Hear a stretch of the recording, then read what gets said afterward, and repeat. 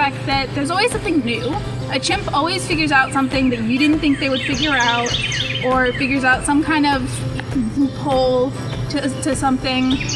They're always surprising you with different things that they learn how to do. I've always known that I wanted to work with animals, but was never really quite sure what that would look like for me until I got into college. As a kid, I loved catching toads and turtles, loved volunteering at my local animal shelter, and then in college, I was fortunate enough to find Chimp Haven through an internship program here. Once I got here, I, of course, immediately fell in love with the chimps. It was amazing to see all their unique personalities and just them getting to live out their lives in their social groups.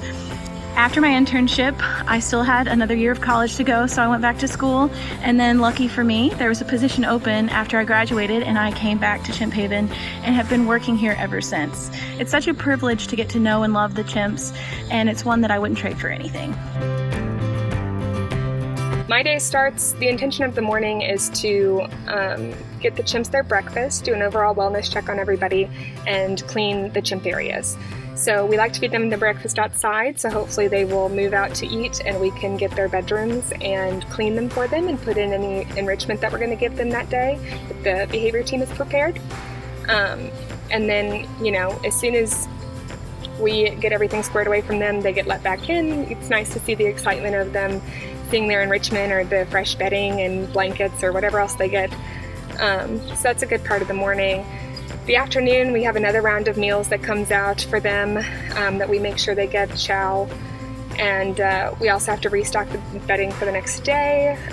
We have to clean their enrichment that we pulled out of their rooms that got a little dirty, so that way it can be reused. But that's the main objective of the day. Sometimes we have additional things on our plan or agenda to clean, like yards or corrals, depending on what day and what we've got scheduled. But that's also completely dependent on the chimps. Sometimes, they're out enjoying the sunshine and they don't want to come inside that day. And so it's kind of, we have to work around them and their moods. And, if we don't get the yard that day, then we try again in a couple of days and they might feel like coming in then, and that's when we can clean it. But we try to keep as on schedule as they will allow us to. Something I've learned at Chimp Haven is just the incredible amount of coordination that goes into taking care of these chimpanzees.